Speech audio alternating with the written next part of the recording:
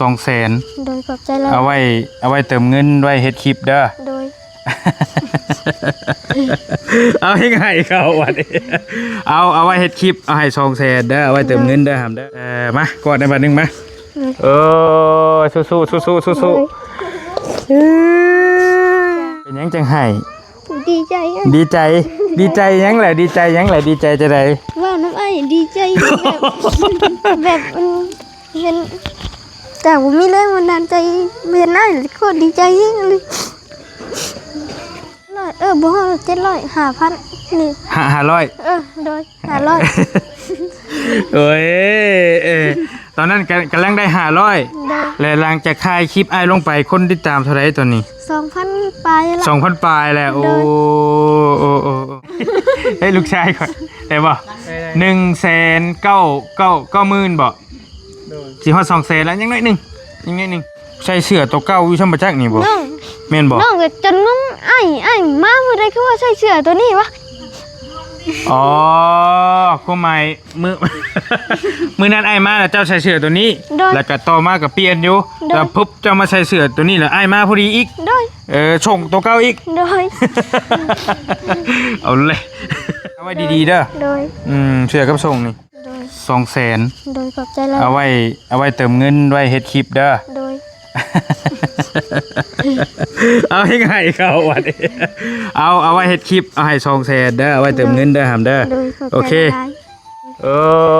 สู้หอมแก้มเบ้อ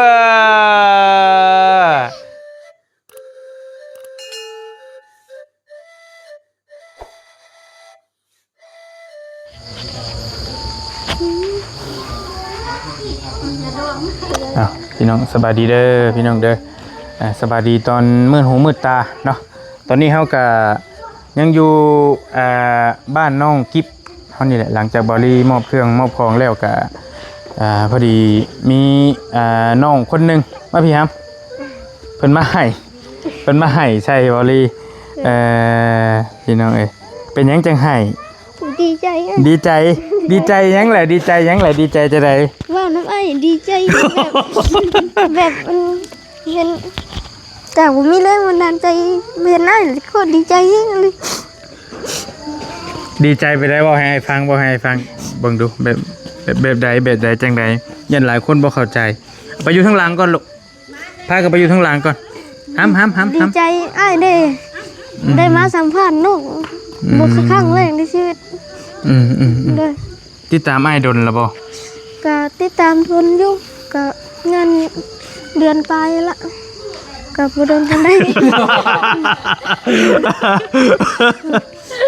โอ้ขนาดเดือนปลายแล้วดิยังให้คือเช็คอันพี่น้องกันบ่หรือว่าคนในบ้านพี่น้องกันอีกนี่นะจะเอื้อนเราในใดครับคลิปหรือน้าสาวเป็นในฐานะน้าสาวบ่แต่ว่านี่เป็นน้ำเป็นไอ้แต่ว่าเป็นอันนี้นะมันแบบสมมติว่าในน้ำแบบอันนี้เป็นไอ้อ๋อโอเคไอ้เข้าใจอยู่แต่ว่าเพิ่นเกิดน้ำหลังในน้ำอีกนะเพิ่นไอ้อันนี้เห็นนะตามในน้ำพี่น้องเอิ้นกันนะพี่น้องคือน้องเพิ่นหันเริ่มแรกๆเพิ่นน่ะมื้อนั้นบอลี่มาหาน้องกิ๊บนี่แหละมากับบ่ยาว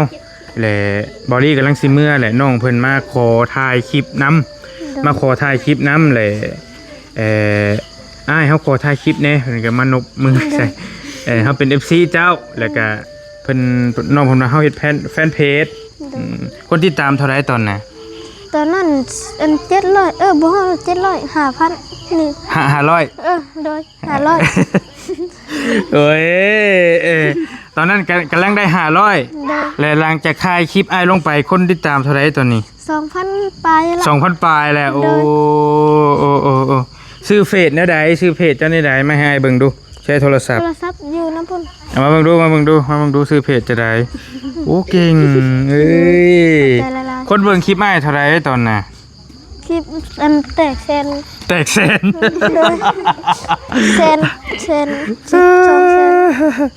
โอเคเบิ่งดูพี่ลึกเบิ่งดู แต่ว่าบอลลี่ก็เห็นอยู่ดอกมื้อน่ะเบิ่ง โดย เนาะ โอเคมันเกิน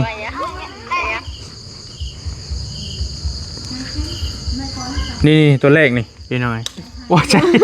ให้ลูกชายก่อนได้บ่1,999,000บ่สิฮอด200,000แล้วยังน้อยหนึงแต่ว่าไทยบอลลี่ยืนก็บ่ยาวมื้อน่ะนี่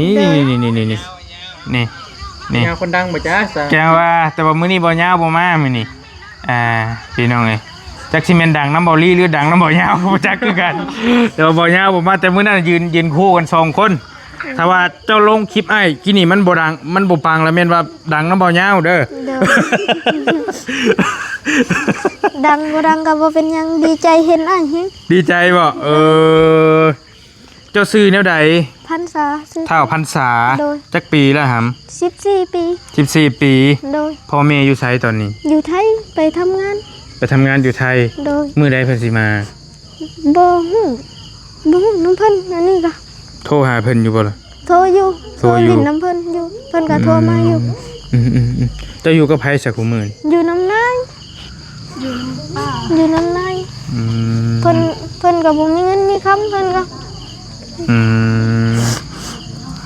เฮ้ยบ่ให้เลยบ่ให้นายนี่คือป้า เด้นะ น้าสาว น้าสาวเพิ่นเอิ้นนายเนาะเฮือนเจ้าได้บ่มีบ่ใส่เฮือนเจ้าอยู่ไส กำลังเฮ็ดแบบกำลังตั้งเสา ไก่บ่อยู่ไสตอนนี้ ก็บ่ไกลมัน ทั้งนอกทั้งผู้ทั้งบนทั้งเส้นนั่น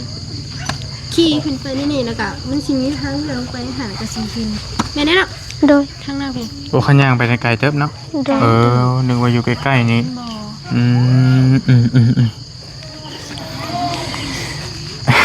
แม่เพิ่นก็ซื้อไว้แล้วบล็อกแล้วก็ซื้อบล็อกแล้ว เฮ็ดเฮือนดินบ่ โดย เฮ็ดเฮือนดิน โดย เฮ็ดดนไปได้แล้วฮะ น้องก็บ่ฮู้2 ปี 2 ปีแล้วพี่น้องเจ้าจักคนพี่น้องเจ้า พี่น้อง นั่นแหละว่าแม่เพิ่นนั่นหาบ่เป็นลูกคนเดียว โดย ลูก เป็ ผู้ น เดียว ลูกผู้เดียว แม่มีลูกผู้เดียว โดย คนละป้าอยู่น้ำนาสาวพี่ โดย ไปหาเงินบัดนี้ โดย ใส่เสื้อตัวเก่าอยู่ช่ำประจักนี่บ่ น้อง แม่นบ่ น้องก็จนงงอ้ายมาเมื่อใดคือว่าใส่เสื้อตัวนี้วะ อ๋อก็หมายมือ มือนั้นไอ้ายมาแล้วเจ้าใส่เสื้อตัวนี้ แล้วก็ต่อมาก็เปลี่ยนอยู่แต่ปุ๊บเจ้ามาใส่เสื้อตัวนี้แล้วไอ้ายมาพอดีอีก โดย ส่งตัวเก่าอีก โดย เอาเลยเนาะอย่าทิมเด้อเสื้อตัวนี้รักษาไว้ดีๆเด้อ โดย เสื้อกับส่งนี่ โดย เก็บไว้เป็นมูล พี่น้องเอ้ยเฮ็ดแฟนเพจที่หำ โดย ได้เฮงบันดาลใจน่าจะใช้จะเฮ็ดเพจ ตอนนั้นพี่ก็เห็นอ้ายเตียงเขา ไอเตียงทอง โดย เห็นเพิ่นอยู่ใส เพิ่นถ่ายลงนี่แหละ อืม ก็เข้าไปเบิ่งเพิ่นก็อยากเฮ็ดแบบคือเพิ่นนี่แหละ โดยก็ประมาณนี้ เดี๋ยวโตมาแหละมาเบิ่งอ้ายนำ โดย เดี๋ยวไผอีกจะติดตาม น้องหาคนไอ้ลีฟไอ้ย่าแบบบ่เห็นมือ อันยาว น้องว่าสิเข้าไปติดตามเพิ่นพร้อม โอเคบ่เป็นหยังสู้ โดย ๆคือเพจนี่บอลี่พอหูอยู่ คนติดตามเพิ่นให้10,000 โดย 10,000จังได้เงินนะ10,000แล้วก็ต้องคลิปลงคลิปสม่ำเสมอนี่แหละโดย น้อยเนาะใช้โทรศัพท์เบิ่งโทรศัพท์ให้ซื้อให้นี่ครับ แม่เพิ่น แม่ ซื้อ เจ้า ให้โดย กล้องมันก็พอไปพอมาอยู่บ่ โดยก็ว่าพอไปพอมา พอไปพอมาอยู่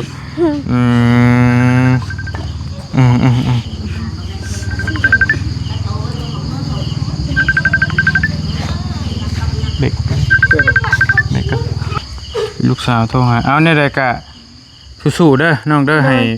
ผ่านไวๆจะได้ก็ได้เด้อ โดย ให้มีผู้ที่ตามหลาย โดย ๆเด้อแม่พ่อแม่ฝากเงินมาให้อยู่เต้ ฝากอยู่ครับ ฝากอยู่ เพิ่นก็ใส่หนี้เพิ่นก็มีหนี้เด้อ อยากให้ตลอดเลยเว่าก็ได้ เนาะก็ว่าบ่เป็นหยังสู้ๆสู้ โดย เดี๋ยวมันก็มืดแน่มันก็7:10 นาทีพี่น้องมื้อหน้าเดี๋ยวนะบ่าวมีเวลาสิมายามใหม่เด้อ โดยขอบใจแล้ว ก็ว่าเบิ่งเอาเด้ เก็บไว้ตาไว้ ได้ละเท่าพรรษาได้เข้าโรงเรียนอยู่ที่หำ เขาอยู่ เข้าอยู่ โดย ยังเข้าอยู่บ่คุมื้อนี้ก็ได้หรือว่าออกแล้ว เขาอยู่ หม้อแล้ว มปีหน้าก็ม2ปีหน้า ฮอดมอเลย โดย โอเค สิได้ขึ้น โอเคระบาวสิเมื่อป้าก่อน โดย ระบาวสิเอาเงินให้ โดย 200,000 โดยขอบใจแล้ว เอาไว้เติมเงินไว้เฮ็ดคลิปเด้อ โดย เอาให้ไงเขาวันนี้เอาไว้เฮ็ดคลิปเอาให้200,000เด้อเอาไว้เติมเงินเด้อหำเด้อ โดยขอบใจ โอเค หลาย มันค่ำแล้วมื้อหน้าสิมายามใหม่เด้อ โดย เลยบ่ชักได้เว้าเลยนะบ่าวก็ได้มากอดในบัดนึงมาโอ้สู้ไปเลยเด้อ เดินทางปลอดภัย โอเคขอบใจ เดินทางปลอดภัยก็ถือว่า อืม หอดบ้านเห็นหอดบ้านไม่ไหว พี่แหละพี่น้องมันเป็นบ่ฮู้ว่าสิว่าแนวใดเนาะมันเพิ่นก็บ่จักได้ว่าเลยนะบ่ได้เห็นอะไรก็บ่จักว่าบ่ออกเลยกระบะแหละเห็นน่ะแรกๆก็ก็สิเว้าคำแรกแล้วก็เห็นแล้วกระบะเพราะว่าเป็นคนหนึงที่กล้าแสดงออกนะกล้ามาแล้วก็ให้น้ำตาไหลก็คือสิมีความทุกข์อหยังหลายพอสมควรนั่นแหละพอมีจักปีแล้วเพิ่นบ่ได้มา ก็เพิ่นก็มาอยู่เพิ่นก็ ดนเพิ่นมาเทื่อ ดนมาเทื่อ โดย โอเคพี่น้องเนาะนั่นแล้วอยู่ดีมีแห้งไอ้ไปก่อนเด้อพอแล้วได้แล้วสู้ โดย ไปวันนี้แหละเฮาสิเมื่อน้องสิเมื่อกลับไปพุ่นอีกแม่นบ่ อื่นไปเวียก บื้นไปเรียกอีกแล้วสิเมื่อน้ำไม้บัดนี้ต้องในเมื่อส่งน้องเพิ่นอีกพี่น้องเนาะอยากกะสิต่อเมื่อหรือเมื่อส่งน้องเพิ่นกับน้าสาวผู้หนึงเพิ่นมานํกัน เพิ่นเจ้าเจ็บบักอย่างต้องไปได้เช้า แต่ก็ต้องไปนอนเฮือนหมวยคือเก่าหั่น โดย แล้วผู้มาน้ำเจ้าอันนี้เราสินอนใช้บัดนี้ เพิ่นอยู่น้ำน้องเพิ่นอยู่เรือนอีกหลังนึง อยู่นอกพี่บ่หรือว่าอยู่ในคือกัน อยู่ทางนอกแต่ว่าทางเขาเนี่ย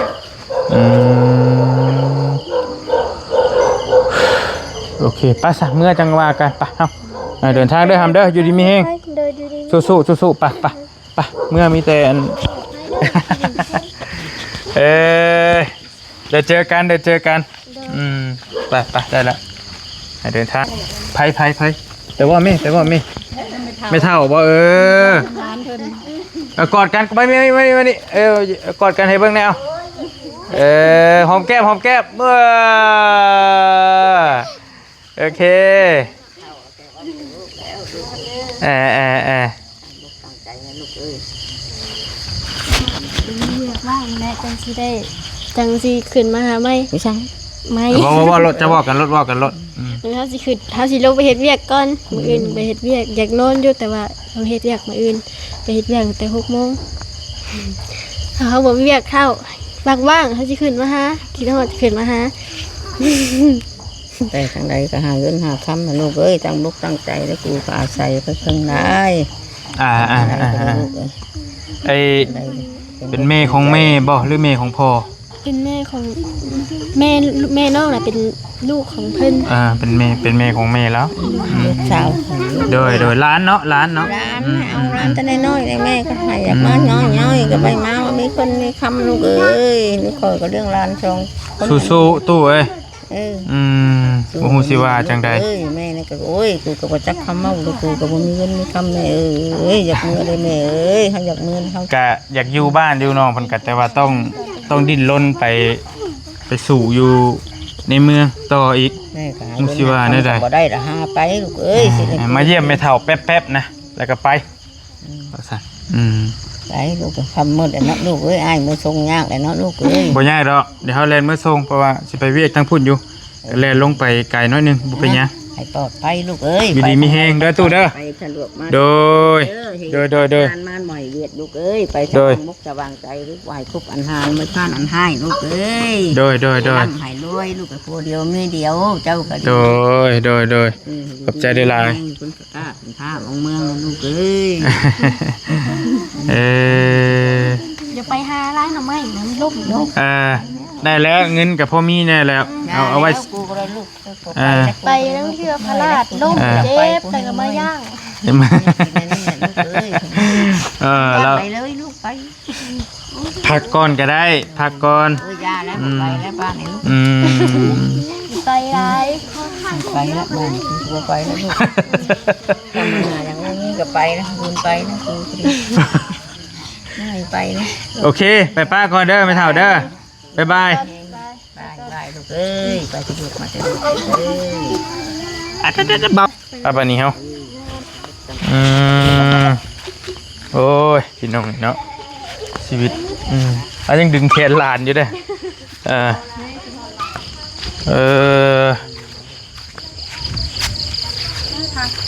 ไปตัวยาก่อนที่ซ่องให้เจ้ายาก่อน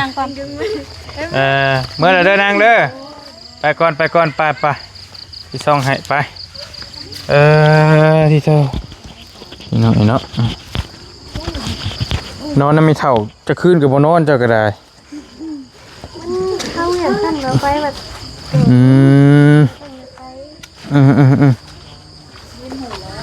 เห็นบ่โทรศัพท์ได้เปิดแพทก่อน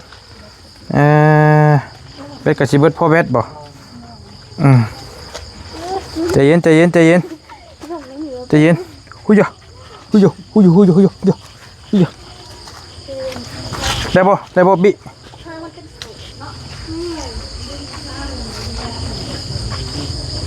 จำเป็นแล้วได้บ่ได้ก็ได้โดนนะโอ้ยมีน้ำล่างอยู่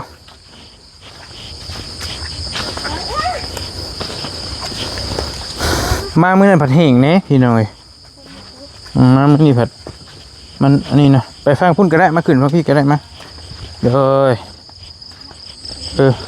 ล่างก่อนบ่ล่างก่อนโอเคปัดน้ำไปลงชั้น จักซีเมนน้ำอย่างได้นี่กันเนาะน้ำสูตรรวมชาเย็นบ่เบิ่งชาเย็นชาไทย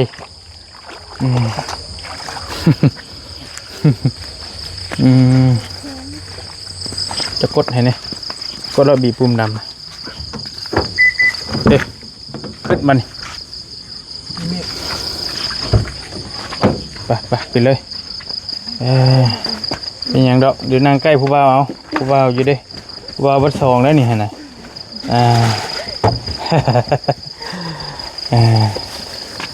โอเคปึ๊บได้บอกว่าจิปานั่นก็เช็ด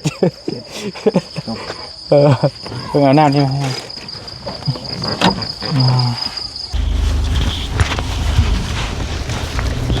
ไปพี่น้องมาส่งน้องเพิ่นก่อนบัดนี้ก็ได้ สวัสดี เนาะไกลกันเนาะล่ะเนาะลำบากเนาะเสียจะได้อันเอื้อยบ่นี่คนหักเพลงกันมาน้ำกันบ่เราอยากมายามบ้านบ่ โดยคนเฮ็ดเวียกกัน เอื้อยมันเฮ็ดเวียกเอื้อยหัก โดย โดยเพิ่นอยากมาเบิ่งเพื่อนน้องเพิ่นก็เลยมานำ พอยังไงฮู้จักกันอยู่สวรรค์พุ่นแหละอยากมานำ โดย เป็นนี่ได้เอื้อยมาเห็นเลยมื่น ลำบากอยู่ โอ้เป็นยำแรงสิไข่ก้อนเนาะมายำผลพ่อพี่น้องคือสิแล้วนี่สมควรอยู่มือลุยอย่าลงคลองแค่นั้นแหละโอ้เสียวได้พี่น้อยนี่ยอดเลยทางเห็นบอกมันเป็นดินดะเด็กดินดะมันสลับลงหน่อยนึงแล้วโอ้ย จากที่ว่ามาก่อนหัวหน้ามาก่อน ตัวยันจิตเนาะรู้จักกันลงสัตว์ โอ้ได้บ้านพี่ช้ามาแบบนี้เนาะ จะเป็นเลย อ้ายสิพ่อมสู่เป็นน้ำน่องบ่ทางเขาบ้านน้องประมาณนี้แหละ ทางอย่างนี้ อ่ะ หนูยันเขาปุ๊บเลยบ่ยิง สู่ตายบ่พี่ขออนุญาตทำนี่เนาะสมมุติว่า สมมติว่า สมมติคิดง่ายอยู่นะ เนาะเคย ยากด้วยเนี่ย อ้ายบ่ มาต้องเอา อ้ายบ่ย่านดอกทางเขาบ้านอ้ายกันนั่นนี่เด้ธรรมชาติสบายมากทำนี่นะเอ้ยชื่อนี่ได้เอ้ยบอกได้อยู่บอก ซื้อนก เอ้ยนกโอ้ขอโทษจักปีแหละฮะ 33 ปี โอเคเอ้ยเฮานิดนึงพี่น้องเอ้ยแต่เฮ็ดงานนํกันดนระบอกกับน้องเพิ่นนี่รู้จักกันดน แต่ช่วงปีใหม่สากล โอ้เด้อ เป็นอันหักแพงกับแม่น้องมวยเด้อันเอื้อย เจ้าหั่นไหน แม่หักแพงกับเพิ่นเอาร้านมาเฮ็ดเวียก อืม เอื้อยที่พาไปทำเวียกเฮ็ดเวียกหักแพงกัน เด้อแล้วฮู้จักลูกหลานเลยอยากมาเบิ่งบ้านบัดนี้เป็นจังไดเนาะ แม่ ว่างน่ะมานํกันบื้อนี่ไปเฮ็ดงานนํกันอีกบื้อนี่ โดย ไปเฮ็ดหยังหาน้อง เก็บบางอย่าง เก็บหมักยาง โดย มันเป็นแบบใดดีหมักยาง น้องกับจักสิบอกจังใด เพิ่นเอามาเฮ็ดหยังเอาสรรพคุณมัน บ่ฮู้มีแต่ว่าแบบเลยเพิ่นเอามา ปลู เฮ็ ก ด ยางพาราเนี่ย หมากมันเอา เก็บเอาหมาก หมากมันแบบบ่ฮู้ว่าเพิ่นสิเอาไปเฮ็ดหยังมีแต่ว่าเก็บใส่กระสอบแล้วเพิ่นก็ติดเป็นโลแล้วก็เพิ่นก็จ่ายเงิน อืม โลหนึงอัน 3,000 4,000เป็นให้ อืมโอเคเพิ่นให้มื้อบ่หรือให้แนวใดเพิ่นให้จ้างเจ้า อันแล้วแต่เฮาสิเก็บได้หลาย เก็บได้หลายก็ได้หลายโลนึง3,000 โลนึง 3,000 กีบ โดย ซ้ำกาแฟเนาะมิกเนาะ ว่ามันสำคัญ เนาะแต่ว่ามันสิได้น้อยกว่า แต่อันนี้หมากใหญ่กว่ากาแฟ หมักไงมันก็ได้ไวก่อนเนาะ แม่ โดย กาแฟลูกนี้น้อยเนี่ย หมากมันก็บ้านซ้ำกับปั้นเด็กน้อยไง ซ้ำกับปั้น ซ้ำหมักก็ นี่ปั้น หมัก ย่าง นั่น ก็ซ้ำกับปั้นเด็กน้อย ก็เดียมก็ได้โลนึงซั่นน่ะ10 โลก็ได้30 เพื่อนเศร้ามากก็ได้รถ นะ10 โล 30 100 โล3แม่นบ่วะ โลละ30บ่ โล 3,000เฮ้ยแม่นเหรอวะ 30ไปเลยโล3,000 10 โล โล300,000 โลเอาเลย 100 โล พันโล3 ล้าน เอา แม่นบ่ ก็แม่นเลย แม่นเลย 3 ตันแม่นบ่วะ แม่นเลย เข้าไปเจอ3 ตัน โอ้100 โลนี่ก็มันก็คือสิได้อยู่ที่นอกมือหนึงน่ะ บ่ได้ บ่ได้ บ่ฮอดบ่ คนหลาย มีค โอ้ นหลาย เอาเมื่อกี้หินน่ะใส่น้ำ โอ้ชอบโกงก็ได้แบบนั้นบ่ได้โอ้ฮานนั่นๆ พอดีเจ้าได้ตีเดียวเนาะ แต่จะเดียวแต่เจ้าจับที่คุกอีกครับน้ำหนักผิดปกติ ปกติ ตรวจสอบด่วน น้ำหนักผิดปกติกำลังเดินทางพี่น้องไปส่งน้องเพิ่นกระยะทางกับป้าดอกขิมมิมอยู่ตอนนี้ไกลเติบแต่บ่เป็นหยังเพราะว่ามันมืดบอลี่ก็ได้รับข่าวจากเอ้ยเพิ่นแหละมันตอนค่ำๆนี่แล้วก็เลยมาตอนค่ำนี่เดี๋ยวจะมาบรรจงกันกับน้องเพิ่นอยู่พี่เลยได้ถือโอกาสเมื่อส่งเลยน้องเพิ่นกันมาเยี่ยมยายนะโดยรักแล้วนะเจ้าดนบ่หลาสิมา ก็มายามตลอดหรือคันบ่มีเวียกก็มายามเพิ่น แล้วแต่โอกาสเนาะ ด้วย เพราะรถล่างกับบ่มีมันต้องได้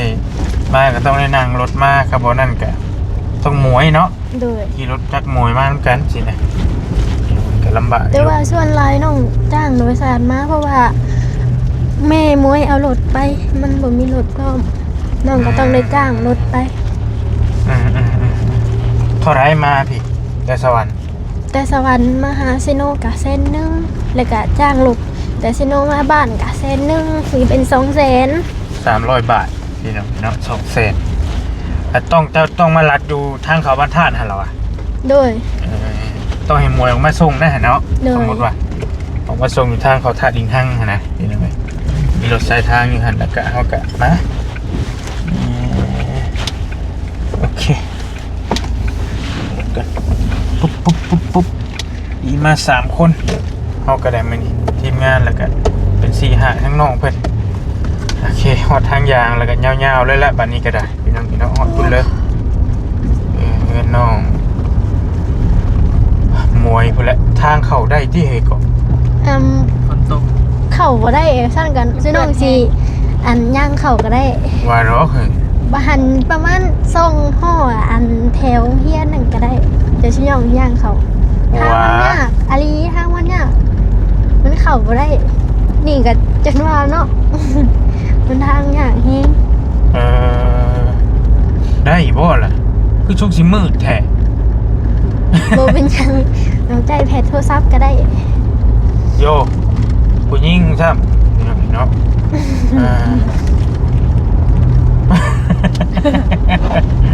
หรือว่าคันมวยขี่ออกมาได้มวยก็สิบ่กล้ามาอีกบ่ครับ เบิ่งนี่แหละ เอาเลยไปฮอดตัวจริงจังโทรหากันเนาะ โดย คันว่าก็ได้ แต่ว่าคือสิยากอยู่เอาไปฝนตกเด้ กิ๊บโทรหามวยออกมาหลัดเอาก็ได้ โดย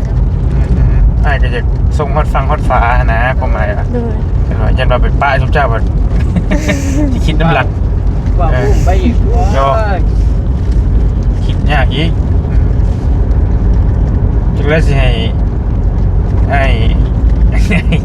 พี่ย่างไปส่งบ่ พี่ยังไปซ่อม บ่พี่ย่างไปส่ง พี่นอนพุ่นเลยบ่ อ้องพี่อ้องบ่ให้เพื่อนขี้ตมเลยเป็นหยังล่ะบ่นี่